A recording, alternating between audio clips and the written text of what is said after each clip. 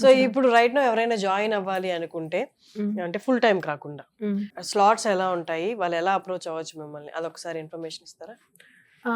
So మా దాంట్లో ఏంటంటే అది ఫుల్ టైం కాకుండా మామూలుగా ఆఫ్లైన్ కొంచెం టైం 2 అవర్స్ అలా వచ్చి చేసేది ఉంది. అలాగే ఆన్లైన్ బ్యాచెస్ కూడా ఉంటాయి. సో అలా ఆన్లైన్ కావాలంటే ఆన్లైన్, ఆఫ్లైన్ కావాలంటే ఆఫ్లైన్, రెండు ప్రిఫర్ చేయొచ్చు. సో మాకేంటంటే వేరే ప్లేసెస్ నుంచి కూడా స్టూడెంట్స్ ఉంటారు కాబట్టి మోస్ట్లీ ఎక్కువ మంది ఆన్లైన్ ప్రిఫర్ చేస్తూ ఉంటారు. సో ఆన్లైన్లో వచ్చి మాకు ప్రస్తుతానికి ఒక బ్యాచ్లా స్టార్ట్ చేస్తాము. సో కోచెస్ వచ్చి చెప్పి వెళ్ళిపోతూ ఉంటారు. సో ఎవరికి వీలుగా ఉంటే వాళ్ళు తీసుకుంటూ ఉంటాం అనమాట. నాకు ఇందాక ఒక ట్రెడిషనల్ కన్వెన్షనల్ వే ఒకటి చెప్పారు, టైమింగ్స్ అవి క్యాలిక్యులేట్ చేయడం వైల్ ప్లేయింగ్ ద గేమ్. ఒక్కసారి ఇప్పుడు రైట్ నో ఫాలో అవుతున్న వే ఏంటి, పద్ధతి ఏంటి, ట్రెడిషనల్ వే ఏంటి, అదొకసారి ఎక్స్ప్లెయిన్ చేయరా? అంటే ఇంతకుముందు ఓల్డెన్ డేస్లో ఏంటంటే వరల్డ్ ఛాంపియన్షిప్ జరిగేటప్పుడు రోజంతా కూడా వాళ్ళు గేమ్ ఆడి ఇంకా వాళ్ళు మూవ్ ఆడాలి అంటే కనుక ఎవరైతే ప్లేయర్ మూవ్ ఆడే వాళ్ళు ఉంటారో వాళ్ళు వాళ్ళ మూవ్ని ప్లే చేసేవాళ్ళు. సో వాళ్ళు ఒక పేపర్లో వాళ్ళ మూవ్ రాసి ఆర్బిటర్కి ఇచ్చి అది బాక్స్ లా ఉంటుంది, అందులో పోస్ట్ చేసి వాళ్ళు వెళ్ళిపోతారు, ఎవరు వాళ్ళు ఇంటికి వెళ్ళిపోతారు.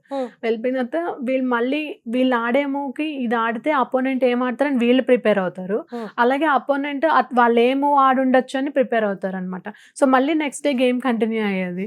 అంటే అప్పుడు దాకా ఈ గేమ్ అలాగే ఉండేది అక్కడ టేబుల్ మీద?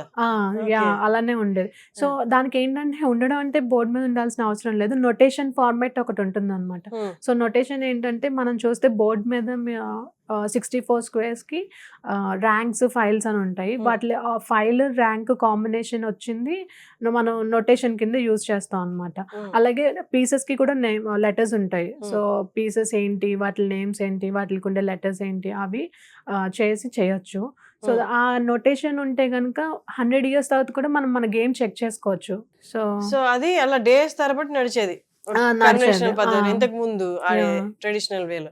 ఓకే, ఇప్పుడు రైట్ నౌ ఉన్నది ఏంటి? ఇప్పుడు రైట్ నౌ ఏంటంటే 1.5 hour ఈచ్. మనకి 1.5 hour, అపోనెంట్ కి 1.5 hour. ఎవ్రీ మూవ్ కి 30 seconds ఇంక్రిమెంట్ ఉంటుంది. అంటే ఇప్పుడు 1 hour 30 minutes తో స్టార్ట్ చేసాం అనుకోండి. ఫస్ట్ నేను మూవ్ ఆడి క్లాక్ ప్రెస్ చేశాను. సో నాకు 1 hour 30 minutes 30 seconds ఇంక్రీజ్ అవుతుంది. సో మళ్ళీ మీరు మూవ్ ఆడి మీరు ప్రెస్ చేస్తారు, మీకు అంతే.